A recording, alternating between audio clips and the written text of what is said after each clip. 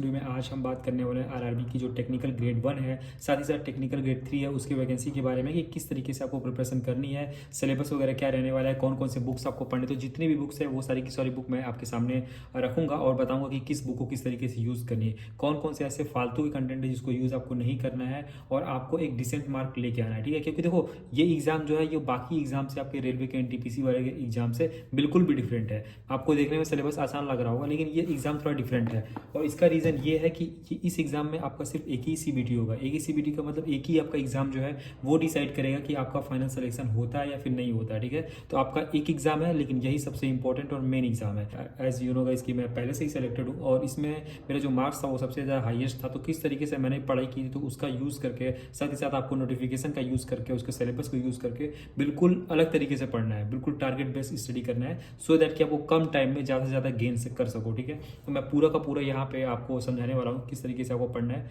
और देखो सबसे इंपॉर्टेंट चीज़ है कि आपको कंटेंट कौन सा यूज़ करना है। ठीक है, तो जो भी प्रिसाइज कंटेंट यानी सटीक जो कंटेंट है वही मैं आपको दूंगा। मेरे टेलीग्राम चैनल है, उसमें सारे के सारे आपको प्रीवियस ईयर के पीडीएफ मिल जाएंगे, बुक्स के पीडीएफ मिल जाएंगे। तो कोई भी चीज़ आपको बाई नहीं करना पड़ेगा फिजिकल फॉर्म में। ठीक है, तो वहाँ से भी आप पढ़ सकते हो, इवन दो कि आप बुक भी बाई कर सकते हो, जो बुक मैं आपको रिकमेंड करूँगा। ठीक है, चलो स्टार्ट करते हैं। और आप खुद देखोगे कि जिस तरीके से मैं बता रहा हूँ उस तरीके से आप एक डिसेंट स्कोर ही नहीं करोगे, इवन दो कि आप रैंकर भी बन सकते हो, आपका जो मार्क्स है वो सबसे हाईएस्ट भी हो सकता है। ठीक है, सिर्फ और सिर्फ आपको इसी तरीके से पढ़ना है और बहुत ज़्यादा स्ट्रगल नहीं करना पड़ेगा और बहुत ज़्यादा आपको वीडियोस वगैरह भी नहीं देखनी पड़ेगी। ठीक है, तो चलो स्टार्ट करते हैं। तो देखो यहाँ पे जो टेक्निकल ग्रेड 3 है उससे स्टार्ट करते हैं कि उसका सिलेबस वगैरह क्या होने वाला है और किस तरीके से उसकी आपको तैयारी करनी पड़ेगी और कौन कौन से आपको जो स्टडी मटेरियल है वो आपको पढ़ने पड़ेंगे और कहाँ से पढ़ने पड़ेंगे। ठीक है, तो मैं सारी चीज़ डिस्कस कर दूंगा। ठीक है, आपको खुद से कुछ भी रिसर्च करने की जरूरत नहीं पड़ेगी। और जो मेरा टेलीग्राम चैनल है जिसका लिंक मैं डिस्क्रिप्शन बॉक्स में डाल दूंगा, वहाँ से जाके मैंने चीज़ों को बिल्कुल सेपरेट करके डाल दिया है कि आई का पावर के लिए अलग पीडीएफ डाला है और सिलेबस के लिए अलग पीडीएफ डाला है,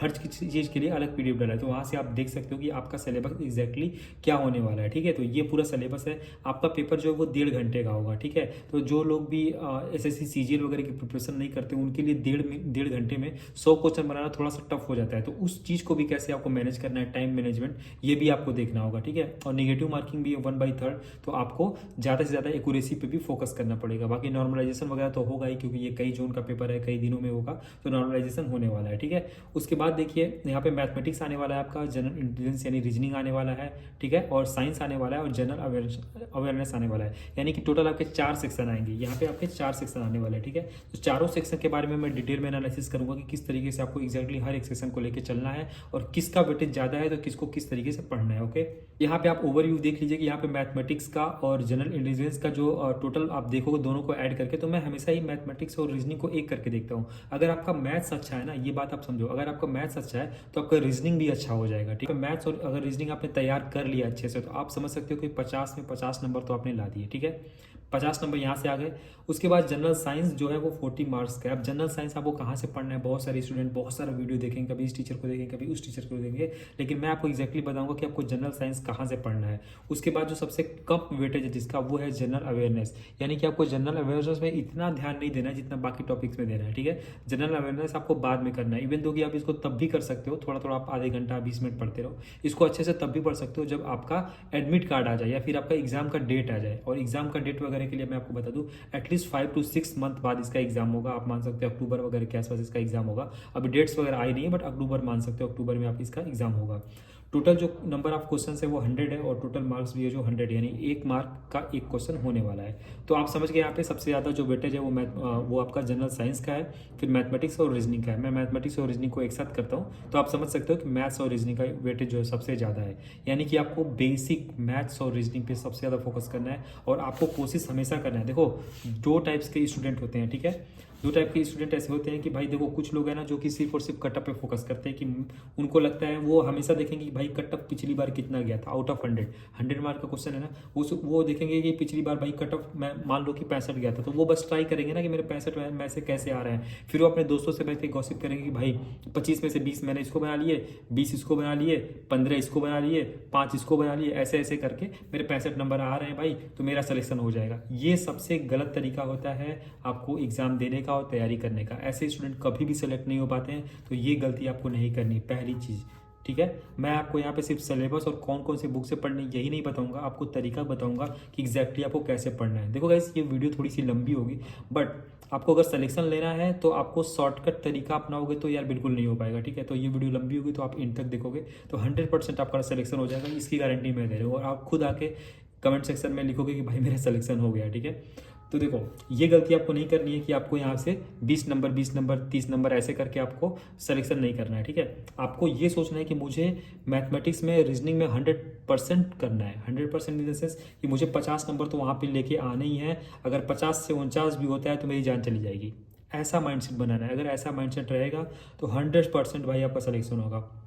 उसके बाद देखो, साइंस का है 40 नंबर है ना, तो 40 में देखो, मैं तो ये कहता हूँ कि साइंस में 40 नहीं आ सकता, आपको पता है, लेकिन एटलीस्ट 35 नंबर आ सकते हैं। लेकिन आपको कोशिश करना है हमेशा कि आप 40 में 40 लेके आओ। बाकी जनरल अवेयरनेस में हो गया, जनरल अवेयरनेस में आपको सोचना नहीं है कि भाई मुझे 10 में 8 लाना है, 5 लाना है, 4 लाना है, इसको छोड़ दो। इसको बस आपको पढ़ते रहना है, मेहनत करते रहना है। जितना आएगा वो आपके पेपर के ऊपर डिपेंड करेगा, आप उसको छोड़ देना है, ठीक है। आपको सिर्फ पढ़ते रहना है जीके के लिए। अब मैं आपको बताता हूँ कि आपको सिलेबस के हिसाब से कौन कौन सी बुक्स प्रीफर करनी है और किस तरीके से पढ़ना है। मैथमेटिक्स और रीजनिंग की अगर आपने वीडियो वगैरह किसी की नहीं देखी है, आपने सिलेबस नहीं कंप्लीट किया है, अभी तक आपने प्रिपरेशन ही नहीं की है, तो इसके लिए किसी भी टीचर को आप चूज कर लो। अगर आपको फ्री में किसी का वीडियो वगैरह चाहिए तो शायद मैं आपको दे सकता हूँ, टेलीग्राम पे आप मुझे मैसेज करना, ठीक है। लेकिन अगर आपको किसी का कोर्स वगैरह परचेस करना है तो वो भी परचेस करके जो भी आपको टीचर अच्छा लगता है, अच्छे टीचर को आप सेलेक्ट करना, ये सबसे इंपॉर्टेंट है, जिससे भी आपको समझ में आता है, जिसने सारे के सारे कोर्स करा रखे हैं। स्पेशली जरूरी नहीं है कि आप टेक्निकल का ही किसी का बैच लो, आप किसी का भी बैच ले सकते हो। मतलब कि ये जो टॉपिक्स दे रखे हैं, इस टॉपिक को जिस टीचर ने पढ़ा रखा है यूट्यूब पे फ्री ऑफ कॉस्ट, देखो बहुत सारे टीचर पढ़े हुए हैं, आप अपने हिसाब से चूज कर लेना। मैं नहीं बताऊंगा क्योंकि मैं बताऊंगा तो हो सकता है कि आपको वो टीचर पसंद आए या फिर ना आए, ठीक है। तो आप उस टीचर से ये सारी की सारी, अगर आपने वीडियोज वगैरह देख रखे हैं या फिर आपका ये कंसेप्ट क्लियर है, ठीक ठाक है, तब मैं आगे की बात कर रहा हूँ। अगर आपने इन सब टॉपिक्स को नहीं पढ़ रखा है तो सबसे पहले जाके आपको क्या करना है भाई, वीडियो देखना है, किसी भी टीचर का वीडियो देखना है। ये मैंने पहले ही बता रखा है कि आपको वीडियो देख लेना है इन सारे टॉपिक्स का, ठीक है। वीडियो देख लेना है और साथ ही साथ उसका एक रफ टाइप का नोट्स भी बना लेना है, सो दैट कि आपका जो कंसेप्ट है वो क्लियर हो जाए, कि वहाँ के बेसिक रूल वगैरह क्या होता है, ये सब कुछ आपका रीजनिंग और मैथमेटिक्स से क्लियर हो जाए। सबसे पहले मैं रीजनिंग और मैथमेटिक्स को एक करके बात कर रहा हूँ, तो ये दोनों आपको क्लियर करना है वीडियो देख के, ठीक है। अब मैं यहाँ पे लिख भी देता हूँ ताकि आपको चीज़ें समझ में आएंगी। तो सबसे पहले आपको वीडियो वगैरह पार्ट खत्म कर लेना है। अगर आपने वीडियो वाला पार्ट खत्म कर रखा है, आपने पहले पढ़ रखा है, तो अब आपको क्या करना है। अब आपको देखिए, मैथमेटिक्स में आपका नंबर सिस्टम है ना, आपने नंबर सिस्टम को से उठाना है। नंबर सिस्टम उठाने के बाद आप पिनेकल की बुक ले लेना। आप किसी की भी बुक ले सकते हो, पिनेकल है, या फिर मैं फ्यूचर में जो किरण की बुक आती है उसका भी रिव्यू दे दूंगा कि वो बुक कैसी है, वो अभी रास्ते में आ रही है। तो देखो, आप ऐसे ओपन करना रेलवे मैथ्स की बुक, और इसमें देखो रेलवे के सारे क्वेश्चन दे रखे हैं, ठीक है। तो यहाँ पे दे रखा है पहला संख्या पद्धति, आपको दिख रहा होगा यहाँ पे दे रखा है संख्या पद्धति यानी कि नंबर सिस्टम, ठीक है। तो नंबर सिस्टम के इतने सारे क्वेश्चन दे रखे हैं ना, आपका ग्रुप डी में आया हुआ है, CBT 2 में आया हुआ है, NTPC RRB JEE में आया हुआ है, ALP में आया, कांस्टेबल में आया, SI में आया हुआ है, और ALPF में आया हुआ है। आप ये मत सोचना कि भाई ग्रेड 3 वाले तो क्वेश्चन इसमें नहीं आया। देखो भाई, मैथमेटिक्स एक ही होता है, चाहे किसी का भी देख लो, ठीक है, सेम टू सेम वही चीज़ होती है। तो इन सारे क्वेश्चन को, इसमें कितने क्वेश्चन होंगे, लगभग आप मान सकते हो कि इसमें 300 क्वेश्चन, 400 के आसपास क्वेश्चन है, काउंट करोगे तो लगभग 400 क्वेश्चन। तो नंबर सिस्टम से आपको 400 क्वेश्चन प्रैक्टिस कर लेने हैं, ठीक है। आपको एक रफ बनाना है, उसमें नंबर सिस्टम से 400 क्वेश्चन प्रैक्टिस कर लेना है। उसके बाद जो अगला टॉपिक है बोर्ड मास, ठीक है। तो बोर्ड मास इसमें यहाँ पे है, ठीक है। बोर्ड मास से अगर आपको क्वेश्चन है तो फिर बोर्ड मास से आपको 200-300 क्वेश्चन जितने भी दे रखे हैं इस बुक से कर लेनी है। ऐसे करके फिर आपको डेसिमल से, फ्रैक्शन से, LCM HCF से, यहाँ पे देखिए LCM HCF दिया, तो सारे टॉपिक्स को बारी बारी से करना है, इस बुक से नहीं। यहाँ पे आपको पढ़ना है और आपने नोटबुक में वो टॉपिक लिखना है। उसके बाद यहाँ से 200 क्वेश्चन करने हैं। टॉपिक्स है ना, आपको डेली बेसिस पे सब करना है। जैसे इसमें नंबर सिस्टम से आपने मान लो 100 क्वेश्चन कर लिए, ठीक है। उसके बाद फिर आपको 1-2 घंटे में, 2 या 3 घंटे में, उसके बाद आपने 1 घंटा लगाया, फिर रीजनिंग की बुक खोली। तो रीजनिंग की बुक को हमने ओपन किया और आपको जो पहला टॉपिक है एनालॉगी का मैंने यहाँ पे पहला क्वेश्चन है, आप देख रहे हो पहला टॉपिक यहाँ पे दे रखा है एनालॉगी। तो एनालॉगी से जितने भी आपके क्वेश्चंस आए हुए हैं, नियर अबाउट 500 के आसपास क्वेश्चन आए हुए हैं, तो इन 500 क्वेश्चंस को आपको ट्राई करना है, क्योंकि आपको सबसे आगे निकलना है, आपको रैंक 1 लेके आना है, आपको 100% क्वेश्चन करना है। तो आपको 500 क्वेश्चन यहाँ से करने पड़ेंगे, ठीक है। तो देखो कोडिंग डिकोडिंग दिया है, तो इससे ये क्वेश्चन करना है, तो इसको आपको रफ टाइप में प्रैक्टिस करना है। हर एक टॉपिक को यहाँ से चुन चुन के, ऐसे नहीं करना है कि आप कोई गए टीचर से प्रैक्टिस करा रहा है या फिर कोई बुक लेके आए प्रैक्टिस वाली जिसमें सारे के सारे क्वेश्चन दे रखे हैं। उससे अगर आप करोगे तो आपको कभी भी कटअप भी क्लियर नहीं होगा, कटअप के थोड़ा सा 2 अंक पहले ही रह जाओगे और सोचोगे यार अगली बार। तो ये अगली बार वाला सीन भाई, मैं जो भी आपको स्ट्रेटेजी बताता हूँ उसमें बिल्कुल नहीं रहता है, ठीक है। आपको इसी बार करना करना है और 100% करना है, ठीक है। तो हर एक टॉपिक को ऐसे ही पकड़ोगे आप, और जो बुक हमने आपको बताया या फिर आपके पास जो भी बुक है किरण वगैरह की ले सकते हो, ये सारी काफ़ी अच्छी बुक होती हैं, इनसे आप ऐसे क्वेश्चन करोगे, ठीक है। और कोई ऐसी बुक बिल्कुल भी मत लेना जिसमें कि सारे के सारे मिक्स होते हैं, ठीक है। लोग क्या करते हैं कि भाई जाएंगे ग्रेड 3 की एक बुक लेते आएंगे, ठीक है, और उसी को पढ़ लेंगे, सोचेंगे मेरा सिलेक्शन हो जाएगा। तो ऐसे भाई आप फुद्दू बनोगे, आपका थोड़ा भी सिलेक्शन नहीं होगा, ठीक है। कटअप्स के आसपास भी नहीं रहोगे, या फिर कटअप पार कर लोगे और फाइनल में जो है आप डिलीट हो जाओगे। तो ऐसा नहीं करना है। तो मैंने आपको मैथमेटिक्स बताया और रीजनिंग बताया। सबसे ज़्यादा वेटेज वाला यहाँ पे आपका टॉपिक है ना, वो है आपका जनरल साइंस। तो देखो बहुत सारे लोग कंफ्यूज है कि भाई जनरल साइंस पढ़े तो पढ़े कहाँ से। हमको बहुत सारा कमेंट आया था भाई जनरल साइंस कहाँ से पढ़े। तो जनरल साइंस में यहाँ पे क्लियरली मेंशन है कि जो जनरल साइंस आपका आएगा वो फिजिक्स, केमिस्ट्री और लाइफ साइंस आएगा, जो कि 10th स्टैंडर्ड का होगा। 10th standard in the sense कि आपको 9th क्लास और 10th क्लास, ठीक है, ये 2 क्लास हैं, इनकी आपको एनसीईआरटी पढ़नी है। ओके, एनसीईआरटी से ही सारे क्वेश्चन आने वाले हैं। अगर आपको एक्स्ट्रा कुछ पढ़ना होगा तो वो मैं आपको कमेंट सेक्शन में फर्दर बता दूंगा, या फिर जितने भी कंटेंट एनसीईआरटी को छोड़ के बनेंगे आपको, वो सारे के सारे मैं आपको पीडीएफ आपको अपलोड कराता रहूंगा टेलीग्राम चैनल पे, और वहां से आप पढ़ के आप अपने जनरल साइंस को बहुत ही ज़्यादा स्ट्रॉन्ग बना सकते हो। इवन दो कि आप 35+ क्वेश्चन कर सकते हो, ठीक है, सिर्फ और सिर्फ इसके बेस पे। बाकी आपकी जो मेहनत है वो तो अलग की बात है, ठीक है, वो आप 40 भी कर सकते हो, वो अलग की बात है, ठीक है, कुछ भी इम्पॉसिबल नहीं होता है। तो आपको जनरल साइंस एनसीईआरटी से पढ़नी है। अब आपको एनसीईआरटी मिलेगा कहाँ से, ठीक है। तो एनसीईआरटी पढ़ने का 2 तरीका है। पहला तो है कि अगर आपने कभी एनसीईआरटी नहीं पढ़ रखी है, आपको समझ में नहीं आता है, तो आप यूट्यूब चैनल पर जाना और यूट्यूब चैनल पे एनसीईआरटी सर्च करना। हालांकि मैं यूट्यूब चैनल पे एक प्लेलिस्ट बना दूंगा, जिस टीचर ने भी 9th और 10th क्लास का एनसीईआरटी पढ़ा रखा है तो उससे आप एनसीईआरटी पढ़ लेना, फिजिक्स, केमिस्ट्री और लाइफ साइंस। देखो एनसीईआरटी में फिजिक्स, केमिस्ट्री और साइंस जो 10th तक होता है ना, वो एक ही बुक में होता है, यानी साइंस की ही बुक में आपकी तीनों टॉपिक्स मिल जाते हैं, ठीक है।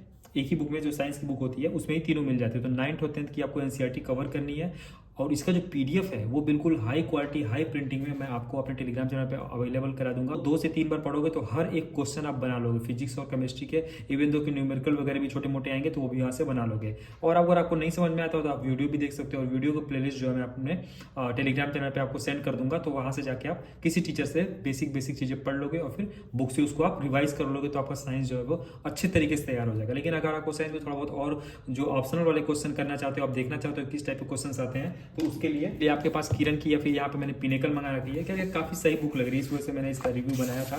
और यहाँ पे देखो, आप देखोगे तो यहाँ पे पूरा डिटेल में भी दे रखा है। पिनेकल में आपको भौतिक विज्ञान यानी कि फिजिक्स के क्वेश्चन और केमिस्ट्री के ऑप्शनल क्वेश्चन जो भी आपके आए हुए हैं प्रीवियस ईयर एएलपी में और एनटीपीसी में, जहाँ से भी, उसके सारे के सारे क्वेश्चन, और साथ ही साथ आपके जीव विज्ञान के सारे क्वेश्चन इसमें एडेड है।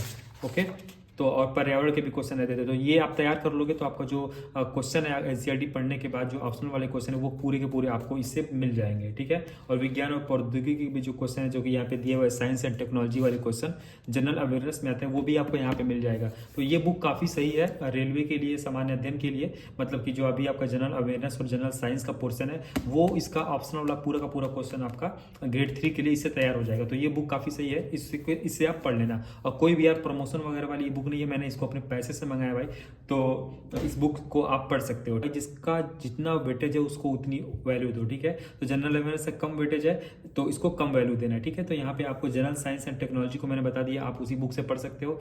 उसके बाद स्पोर्ट है, कल्चर है, पर्सनैलिटीज है, इकोनॉमिक्स है, polity and other subject of importance जो है, या फिर करंट अफेयर है, वो भी आप इसी बुक से पढ़ सकते हो। इसी बुक में आपको सारे के सारे टॉपिक्स मिल जाएंगे। तो ये बुक इनफ है आपके जनरल अवेयरनेस की तैयारी के लिए, ठीक है। अगर आपको लगता है कि आपको थोड़ा बहुत मल्टीपल चॉइस नहीं, थोड़ी सी रीडिंग भी करनी है, तो आप एक गोल्डन बुक जो है हमारी लूसेंट, इससे भी आप इन टॉपिक्स को तैयार कर सकते हो। लेकिन याद रखना कि आपको इसमें जो टॉपिक लिखा है वही पढ़ना है, आपको पूरी बुक नहीं पढ़नी है, ठीक है। जो टॉपिक लिखा हुआ है वो इससे पढ़ लेना, ठीक है। तो ये जो 2 बुक है वो आपके जीके के लिए बहुत ज़्यादा अच्छी है। आपका एटलीस्ट 8 नंबर 7 नंबर तो आ जाएगा अगर आप इन दोनों बुक को अच्छे से पढ़ लेते हो और साथ ही साथ एनसीईआरटी पढ़ लेते हो, तो ये हो जाएगा, ठीक है। अब जो सबसे आखिरी प्रोसेस होता है वो होता है भाई मॉक टेस्ट, ठीक है, और साथ ही साथ प्रैक्टिस करना प्रीवियस ईयर क्वेश्चंस का, ठीक है। तो देखो प्रीवियस ईयर क्वेश्चंस का जितना भी अवेलेबल होगा मैं टेलीग्राम चैनल पे अवेलेबल करा दूंगा, वहाँ से आप प्रीवियस ईयर क्वेश्चन लगा सकते हो। लेकिन देखो जो इसका प्रीवियस ईयर है और साथ ही साथ आपका एएलपी वगैरह का प्रीवियस ईयर है, या फिर जितने भी टेक्निकल एग्जाम होते हैं या फिर एनटीपीसी का, वो लगभग सेम ही होता है। तो आपको सिर्फ और सिर्फ क्या करना है कि आपको टाइम मैनेजमेंट सीखना है। तो उसके लिए आपको क्या करना होगा, मॉक देना होगा। देखो यार, आप मॉक अभी तो आप ग्रेडअप पे ट्राई कर सकते हो अगर इसका मॉक आ गया है तो, या फिर आप टेक्स्ट बुक पे ट्राई कर सकते हो इसका मॉक आ गया है तो, ठीक है। तो वहां से आप ट्राई कर लेना। तो मॉक आप वहीं पे देना, सो गाइस हम बात कर लेते हैं ग्रेड 1 जो एग्जाम है उसके बारे में। तो देखो इसका जो पैटर्न है वो सेम टू सेम है, लेकिन कुछ चीज़ें जो है वो एक्स्ट्रा एडेड है। एज यू नो गाइस कि लेवल 5 की पोस्ट है, तो इसका जो सिलेबस है वो भी थोड़ा सा टफ होने वाला है, और इसमें जितने भी टॉपिक्स दिए हैं वो बहुत थोड़ा सा मतलब उससे बहुत ज़्यादा टॉपिक्स अलग दिए ग्रेड 3 से, ठीक है। तो कुछ टॉपिक सेम टू सेम है, वो सेम टू सेम टॉपिक मैं आपको बता देता हूँ कौन से हैं, और उसी बुक से पढ़ना है और वही फार्मूला अप्लाई करना है जैसे मैंने ग्रेड 3 के लिए बताया था। उसके बाद ग्रेड 1 में क्या क्या चेंजेस आपको करने पड़ेंगे और एडिशनल क्या पढ़ना पड़ेगा ये मैं आपको बता देता हूँ। तो देखो जो जनरल अवेयरनेस है वो सेम टू सेम है, और वहीं से आपको पढ़ना पड़ेगा। जो बुक आपको मैंने बताया, 2 बुक बताई, बेसिक बुक आपको मैंने लुसेंट बताई और दूसरी बुक मैंने आपको पिनेकल बताई। तो पिनेकल और लुसेंट को आप पढ़ लोगे, और थोड़ा बहुत अगर आप चाहो तो साइंस वगैरह के लिए, यहाँ पे जनरल साइंस वगैरह के लिए आप थोड़ा बहुत एनसीईआरटी का रेफरेंस ले सकते हो, नहीं तो जरूरत नहीं पड़ेगी, ठीक है। ये 2 बुक आपके लिए बहुत ही ज़्यादा इनफ है, ठीक है। उसके बाद जनरल इंटेलिजेंस एंड रीजनिंग है, इसमें सेम टू सेम वही टॉपिक्स दिए हुए हैं, इवन दो कि जितने भी टॉपिक्स आपके पिनेकल में दिए हुए हैं उससे कम ही टॉपिक्स यहाँ पे दिए हुए हैं। तो आप पिनेकल से इसको आप खत्म कर सकते हो, पिनेकल में सारे के सारे ये टॉपिक्स दे रखे हैं। तो आपका ये जो दोनों पोर्सन है आपका पिनेकल और लुसेंट से खत्म हो जाएगा, जनरल अवेयरनेस और फिर रीजनिंग वाला। उसके बाद जो सबसे इंपॉर्टेंट है भाई वो है देखो आपका यहाँ पे बेसिक साइंस है, इंजीनियरिंग और मैथमेटिक्स। ये काफ़ी देखो आप कितना लंबा चौड़ा इसका सिलेबस दिख रहा है, इसके बारे में बात करेंगे आपको इसकी कहाँ से पढ़ना है। बाकी अगर आप कंप्यूटर की बात करो तो देखो कंप्यूटर किसी भी टीचर ने अच्छे से यूट्यूब पर पढ़ा नहीं रखा है, तो मेरी रिकमेंड नहीं करूँगा, लेकिन इसकी वीडियो मैं 1 हफ्ते बाद स्टार्ट करूँगा पढ़ाना, तो वहाँ से आप पढ़ सकते हो। बिल्कुल जितने भी टॉपिक्स यहाँ पे दे रखे हैं वो सबके सब मैं बारी बारी से पढ़ाऊंगा, सो दैट कि आपको प्रैक्टिकली नॉलेज हो जाएगा कि एग्जैक्टली आपको पढ़ना क्या है। इसका जितना भी बुक्स है, पीडीएफ्स है, वो मैं अपने टेलीग्राम चैनल पर डाल रखा हूँ, तो वहाँ पे जाके आप इसको डाउनलोड करके खुद से भी पढ़ सकते हो। तो कंप्यूटर आपको इस तरीके से करना है, मेरे वीडियोस आप देख लेना, और साथ ही साथ आप वो जो बुक मैंने डाल रखी है, पीडीएफ्स डाल रखे हैं, उसमें इन टॉपिक्स को सर्च कर करके देख लेना। लेकिन कंप्यूटर में एक चीज़ और है कि आपको एक्सेल वगैरह या फिर कुछ ऐसी चीज़ें होती है ना, एमएस ऑफिस वगैरह, इनमें जो है आपको प्रैक्टिकली देखना पड़ता है कि भाई ये चीज़ क्या होती है, ये चीज़ क्या होती है। तो उसके लिए मैं वीडियो बनाऊंगा और बिल्कुल प्रैक्टिकल करके आपको दिखा दूंगा, सो दैट कि आपके माइंड में सारी चीज़ें सेट हो जाए, कम टाइम में आप ज़्यादा सीख पाओ। उसके बाद आती है देखिए मैथमेटिक्स की। तो मैथमेटिक्स यहाँ पे आपको 2 जगह का रेफरेंस लेना पड़ेगा। पहली चीज़ ये है कि भाई आपको नंबर सिस्टम, रेशनल नंबर है, वो बॉडमॉस रूल है, ये सब जो चीज़ें हैं ना, ये सब आपको तो बुक में मिल जाएंगी, कि आप प्रैक्टिस भी कर लोगे। लेकिन आपको यहाँ पे पाइथागोरस थ्योरम है, क्वाड्रेटिक इक्वेशन है, कोऑर्डिनेट ज्योमेट्री है, और भी ऐसे बहुत सारे टॉपिक्स हैं, स्टैटिक्स वगैरह है, ठीक है, फाइनाइट और इनफाइनाइट सेट्स हैं। ये सब जो चीज़ें हैं ना, ये आपको इस बुक में नहीं मिलेगी, तो इसके लिए आपको एनसीईआरटी का रेफरेंस लेना पड़ेगा, ठीक है, एनसीईआरटी का। अगर आप चाहते हो कि अच्छा रिसेंट मार्क लेके आओ तो आपको एनसीईआरटी पढ़नी पड़ेगी। 9th क्लास, 10th क्लास और 12th क्लास, ठीक है। इन तीनों क्लास का जो पीडीएफ है वो मैं अपने टेलीग्राम चैनल पे अपलोड कर दिया हूँ, और साथ ही साथ हिंदी और इंग्लिश दोनों में, तो आप जाके उससे प्रैक्टिस कर सकते हो। बिल्कुल आसान है, मैंने भी एनसीईआरटी से ही पढ़ा था, मैंने 9th 10th जो है वो एनसीईआरटी से ही था, तो बहुत ही आसान है और बहुत आसानी तरीके से आप सारी चीज़ों को पढ़ सकते हो, ठीक है। और बाकी किसी टीचर्स का भी रेफरेंस ले सकते हो इन सारे टॉपिक्स के लिए। यूट्यूब पे आप सर्च करना वेन डायग्राम और उसके बाद फिर एनसीईआरटी। तो एनसीईआरटी का जो टॉपिक है ये एनसीईआरटी से वो आपको टीचर पढ़ा देगा, ठीक है। तो वहाँ से आप वीडियोस देख सकते हो, उसके बाद इस टॉपिक को एनसीईआरटी से कर सकते हो। तो आपको 2 रेफरेंस लेना भाई, एनसीईआरटी भी करनी है और कुछ टॉपिक्स के लिए आपको पिनेकल या फिर प्रीवियस ईयर क्वेश्चन भी लगाने होंगे, ठीक है। तो 2 रेफरेंस आप याद रखना, ठीक है। थोड़ा मेहनत बहुत ज़्यादा करना पड़ेगा इसमें मैथमेटिक्स के लिए। उसके बाद है भाई बेसिक साइंस एंड इंजीनियरिंग, ठीक है। अब इसके लिए भाई मुझे ज़्यादा आइडिया नहीं, क्योंकि मैं इंजीनियरिंग का स्टूडेंट नहीं हूँ, ठीक है। बाकी चीज़ों के लिए मैंने बता दिया आपको, लेकिन बेसिक साइंस एंड इंजीनियरिंग के अगर आप वेटेज देखोगे यहाँ पे तो 35 है, यानी कि सबसे ज़्यादा वेटेज इसी का है। तो इसके लिए आपको हो सकता है कि आप किसी टीचर का परचेस कर लो कोर्स। मेरे बहुत सारे ऐसे फ्रेंड जो कि इसकी प्रिपरेशन कर रहे हैं, तो मैं डिस्क्रिप्शन बॉक्स में इवन दो कि मैं टेलीग्राम चैनल पर अपलोड कर दूंगा टॉप 2 या 3 टीचर्स जिनसे आप फ्री कॉस्ट में भी यूट्यूब पर पढ़ सकते हो, या फिर उनका जो कोर्स है वो भी परचेस कर सकते हो। देखो भाई, आप हड़बड़ा के बहुत जल्दी में किसी भी का भी वीडियो या फिर जो कोर्स है वो परचेस मत करना। मैं आपको सजेस्ट कर दूंगा, आप उनका वीडियो देख लेना, सो दैट कि आपका सिलेक्शन हो जाए, ठीक है। तो ये सारी के सारे जितने भी टॉपिक्स आते हैं इनको आपको पढ़ना पड़ेगा, और इसके लिए जो टीचर है वो मैं रिकमेंड जो आपको करूंगा उनसे आप पढ़ सकते हो, या फिर आपकी नज़र में कोई अच्छी टीचर है तो उनसे भी आप पढ़ सकते हो। और कमेंट सेक्शन में बताना भी अगर आपको कोई टीचर अच्छा लगता है, तो मैं बाकी लोग को भी सजेस्ट कर सकता हूँ और बाकी लोग भी उनसे पढ़ सकते हैं, ठीक है। तो बेसिक साइंस इंजीनियरिंग की ये बात हो गई। उसके बाद अगर हम वेटेज देख लें तो देखो सबसे कम वेटेज अवेयरनेस का है, जनरल अवेयरनेस का, तो इसको उसी तरीके से पढ़ना जैसे मैंने आपको बताया। रीजनिंग का वेटेज यहाँ पे थोड़ा सा ठीक है, लेकिन उतना भी अच्छा नहीं है, तो रीजनिंग को भी आप लगभग 100 क्वेश्चन, 150 क्वेश्चन लगा के खत्म कर देना। बाकी कंप्यूटर की बात रही तो इसका वेटेज देखो 20 नंबर है, यानी यहाँ पे रीजनिंग से भी अच्छा वेटेज है कंप्यूटर का, तो इसको आपको अच्छे से पढ़ना पड़ेगा, जो कि मैं प्रैक्टिकली आपको बता दूंगा। मैथमेटिक्स का भी वेटेज काफ़ी अच्छा है, ठीक ठाक है, 20 नंबर का आ रहा है भाई, 20 क्वेश्चन आ रहा है, तो इसको मैंने बताया कि 2 जगह का रेफरेंस लेकर पढ़ना है, तो आप उस तरीके से पढ़ सकते हो। और साइंस और इंजीनियरिंग के लिए आप किसी भी टीचर को आप मतलब कि कोर्स वगैरह बाई कर लेना। मैं तो कहता हूँ भाई कि इसके लिए आप कोर्स परचेस कर लेना, कंजूसी मत करना और अच्छे से पढ़ना, क्योंकि ये आपका 35 नंबर का वेटेज रखता है। तो देखो यहाँ पे टोटल 100 क्वेश्चन थे और 100 मार्क्स थे। आई थिंक कि आपको पूरा का पूरा पैटर्न समझ में आ गया होगा। और देखो एक बात हमेशा माइंड में रखना कि आपको हमेशा रैंक 1 लाने का या फिर टॉप 10 लाने का जो है ना, टॉप 10 अंडर 10 आने का जो है वो प्रयास करना चाहिए। कभी भी ये नहीं सोचना चाहिए कि मेरा जो है वो कट ऑफ क्लियर हो जाए। C4C अगर आप कट ऑफ को लेके जाओगे तो जितना भी आप सोचते हो उससे थोड़ा कम मिलता है, इस वजह से आपका जो सिलेक्शन है वो फिर रुक जाएगा। ठीक है, तो आप हमेशा ये कोशिश करना कि मुझे 100 के 100 करने हैं जनरल अवेयरनेस को छोड़ के। जनरल अवेयरनेस को सिर्फ पढ़ते रहना है, जितना एग्जाम में आएगा उस हिसाब से आप उस चीज़ को देख लेना। मिलते हैं नेक्स्ट वीडियो में। जय हिंद, टेक केयर, बाय बाय। और टेलीग्राम चैनल को जरूर ज्वाइन करें, वहाँ पे सारे के सारे आपको PDFs होते हैं, वीडियोज़ होते हैं, सब कुछ आपको अवेलेबल हो जाएगा फ्री ऑफ कॉस्ट।